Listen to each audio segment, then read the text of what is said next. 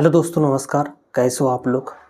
दोस्तों, R O exam में जो है, जो प्री के एग्ज़ाम है, उसमें जो है उसके पैटर्न में जो है बदलाव कर दिया गया है। पहले ये था कि 2 घंटे में 140 क्वेश्चन का पेपर एक होता था, जिसमें जीएस कंबाइंड सब कुछ होता था। उसके बाद जो है एक 60 नंबर की ऑब्जेक्टिव टाइप की हिंदी होती थी 1 घंटे की। अब इन सभी को कंबाइन करके 3 घंटे में कर दिया गया है, यानी कि 3 घंटे में 140 क्वेश्चंस होंगे प्लस के 60 ऑब्जेक्टिव क्वेश्चंस होंगे 3 घंटे में। ठीक है,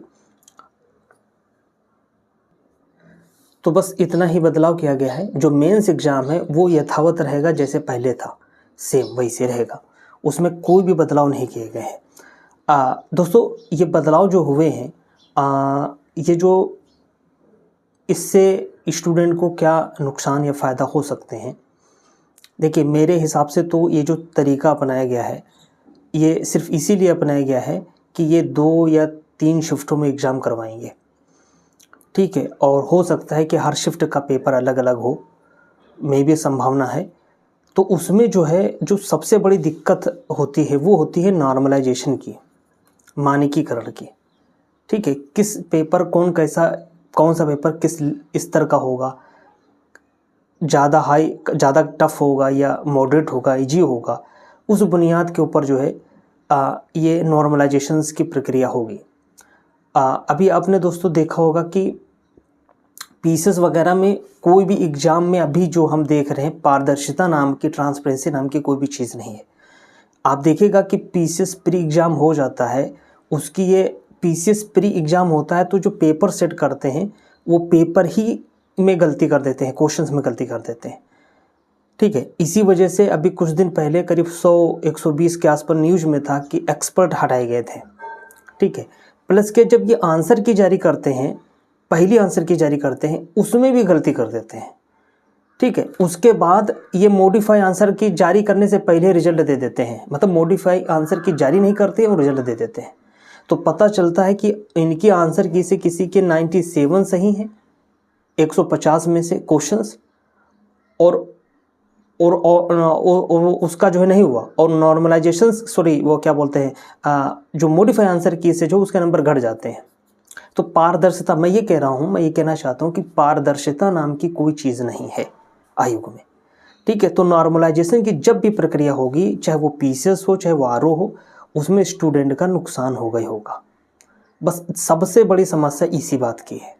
अभी तक का जो पैटर्न था वो 140 क्वेश्चन जीएस के थे और 2 घंटे के, फिर 60 क्वेश्चन जो है ऑब्जेक्टिव 1 घंटे का होता था। तो एक ही दिन में पेपर सभी का, मतलब जितने भी स्टूडेंट होते थे सभी का एक ही दिन में पेपर हो जाता था। तो उसमें नॉर्मलाइजेशन की प्रक्रिया की कोई मतलब ही नहीं है, सबके लिए सेम पेपर था। जो जितना जिसका स्कोर है, जितना जो कंपटीशन, जितना जो कट ऑफ गया, वो हिसाब से उसका सिलेक्शन होता था। तो दोस्तों, ये सबसे बड़ी दिक्कत मुझे लगती है, बहुत बड़ी दिक्कत लग सकती है। ठीक है, क्योंकि आप पीसीएस एक बड़ा एग्जाम है मानते, आरओ भी कोई छोटा एग्जाम नहीं, बड़ा एग्जाम ही है। ठीक है, अब दूसरी बात है पीसीएस प्री एग्जाम को लेकर। तो जो अभी तक की स्थिति है, जो खबर आ रही वो ये है कि आयोग को सेंटर नहीं मिल रहे हैं। पेपर लीक होने की वजह से इन्होंने जो एक नियम बना है, जो प्रावधान किए गए हैं, उसमें यह किया गया है कि निजी जो स्कूल हैं, कॉलेज हैं, उनको सेंटर नहीं बनाया जाएगा। इसी वजह से इनको जो है प्रॉपर सेंटर नहीं मिल पाने की वजह से ये जो है एग्ज़ाम की पॉसिबिलिटी, 2 विकल्प निकल के आ रहे हैं। वो ये है कि या तो 2 दिन में कराए आयोग, या मतलब जो एग्ज़ाम टाल दें। अब 2 दिन में जो कराने वाला ऑप्शंस है, उसमें क्या है, सरकार या आयोग पर बहुत दबाव है स्टूडेंट का। स्टूडेंट जो है बहुत विरोध कर रहे हैं 2 दिन में एग्जाम कराने का। वही मैंने जो अभी आरओ के संबंध में बताया कि नॉर्मलाइजेशन की प्रक्रिया, उससे स्टूडेंट को नुकसान होगा। कोई पारदर्शिता नाम की चीज़ नहीं है। फिर प्लस के इनकी नॉर्मलाइजेशन की प्रक्रिया में मतलब क्या पैमाना है, उसका भी कोई डिस्क्लोज नहीं करता आयोग। ठीक है, तो ये सबसे बड़ी दिक्कत है। इस वजह से जो है निजी तो कोई कॉलेज ले नहीं रहे हैं। ठीक है, सेंटर नहीं बना रहे हैं। ठीक है, प्लस के ये भी प्रावधान था कि 5 लाख से अगर अधिक स्टूडेंट होंगे, एग्ज़ाम फॉर्म अप्लाई करेंगे, तो 2 सेंटर बनाए जा सकते हैं। बट पीसीएस को इससे जो इन प्रावधानों से मतलब छूट प्रदान की गई थी। तो अभी जो है आयोग के सचिव ने जो है डीएम को जो है जिलाधिकारियों को भी एक सुझाव दिया था कि या तो स्टूडेंट जो या तो 2 दिन में पेपर हो जाए या मतलब जो पेपर टल जाए। तो स्टूडेंट की विरोध की वजह से उसका रीजन यही है कि नॉर्मलाइजेशन की प्रक्रिया बहुत दिक्कत है, प्लस के दूसरा कारण ये भी है कि जब अलग अलग मतलब जो है दिन में पेपर होंगे, अलग अलग प्रश्न पत्र सेट होंगे, तो स्टूडेंट का जो एक समान मूल्यांकन हो पाना बहुत मुश्किल होगा। ठीक है, तो स्टूडेंट का भारी दबाव होने की वजह से आयोग ने कहा कि जो विश्वविद्यालय हैं, जो इंजीनियरिंग कॉलेज हैं, उनको भी सेंटर के लिए बनाने के लिए जो अप्रोच किया है। तो ये सारी चीज़ें चल रही हैं, प्लस के 1 महीना समय रह गया है, अभी 1 ही महीना से भी कम रह गया है। तो इस वजह से जो है सेंटर नहीं मिल पाए हैं। तो 2 दिन का विकल्प वाला तो खत्म हो गया, चूंकि दबाव बहुत ज़्यादा है, खुद आयोग ने माना है। ठीक है, तो वो तो होगा नहीं, इस वजह से परीक्षा टलना कन्फर्म है 100%। बट दिक्कत इस बात की है कि आयोग को कम से कम स्पष्ट तो करना चाहिए कि एग्ज़ाम पोस्टपोन हो रहा है, नहीं हो पाएगा। यह हुआ पो की स्थिति क्यों है, स्टूडेंट परेशान क्यों है। इन सब चीज़ों का स्टूडेंट की पढ़ाई पर असर पड़ता है, उसका माइंड डाइवर्ट होता है।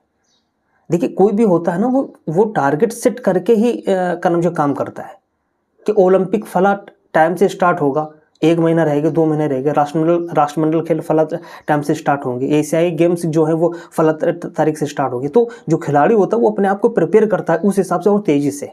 सेम वही है यहाँ पीसीएस वगैरह में भी, आरओ वगैरह में, जो भी एग्जाम है, अगर डेट मिल जाती है ना तो उस हिसाब से प्रिपरेशन जो है ना वो बहुत अच्छी होती है, लगन से जो काम होता है। और अगर जरा भी पता चलता है कि इसकी डेट चेंज होने वाली या कन्फ्यूजन की स्थिति होती है तो माइंड डाइवर्ट होता है, पढ़ाई नहीं हो पाती, उसका परसेंटेज लेवल घट जाता है।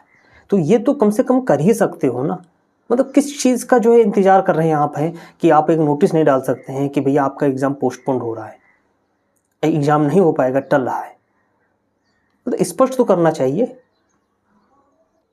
अब देखिए, एक और इम्पोर्टेंट है कि आप बहुत सारे सैकड़ों यूट्यूबर ने बताया होगा कि पीसीएस 2024 में 800 पोस्ट है, 900 पोस्ट है, 1000 पोस्ट है, मतलब इतनी बढ़ गई हैं।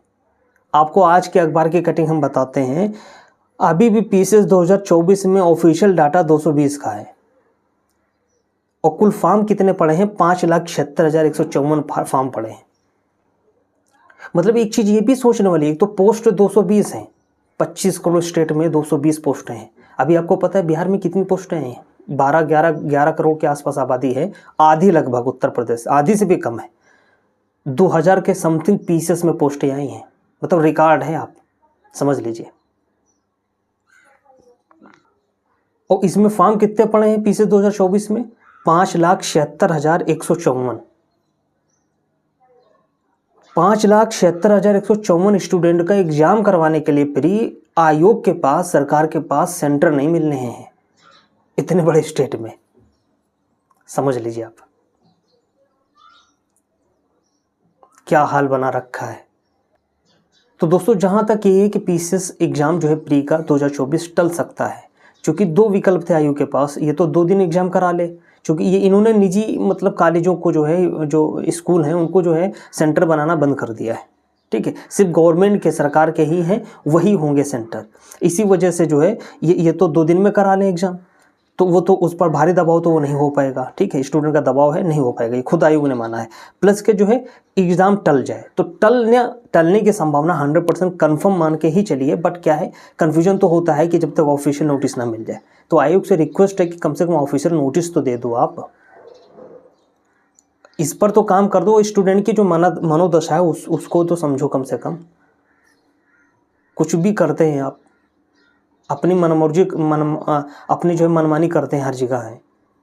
ठीक है, थोड़ा सा जो है स्टूडेंट की तरफ भी देखना चाहिए। तो दोस्तों, अभी भी जो है यूपी पीसीएस प्री 2024 की जो है ऑफिशियल नोटिस का, जो पोस्टपोन नोटिस है, उसका इंतज़ार है। ठीक है, फिलहाल ये है कि एग्ज़ाम पोस्टपोन की संभावना प्रबल है। ठीक है, और हाँ, ये भी स्टूडेंट आरोप लगा रहे हैं कि आरओ एआरओ की तरह जो है ऐसा तो नहीं, आयोग पीसीएस प्री 2024 में भी जो है उसके पैटर्न में चेंज करने का जो प्लान बना रहा हो, तो ऐसा कुछ है नहीं। ठीक है, बहुत दिक्कत होगी वैसे। और प्लस के आरओ वगैरह में भी ये भी बहुत नुकसान जो मैंने बताए हैं, ये नुकसान हो सकता है, नॉर्मलाइजेशन की प्रक्रिया का नुकसान हो सकता है स्टूडेंट को। ठीक है, एक तो पोस्टें आती नहीं हैं और उसमें भी नॉर्मलाइजेशन की प्रक्रिया, फिर प्लस के पीसेस का जो आयोग का जो है यूपीपीएससी आयोग का जो अपारदर्शी तरीके से काम करना, पारदर्शिता नाम की कोई चीज़ है नहीं, उससे स्टूडेंट को बहुत नुकसान होगा, ये आप समझ लीजिएगा। नमस्कार दोस्तों, आप क्या सोचते हैं तो आप अपनी राय भी कमेंट बॉक्स में लिख सकते हैं। नमस्कार।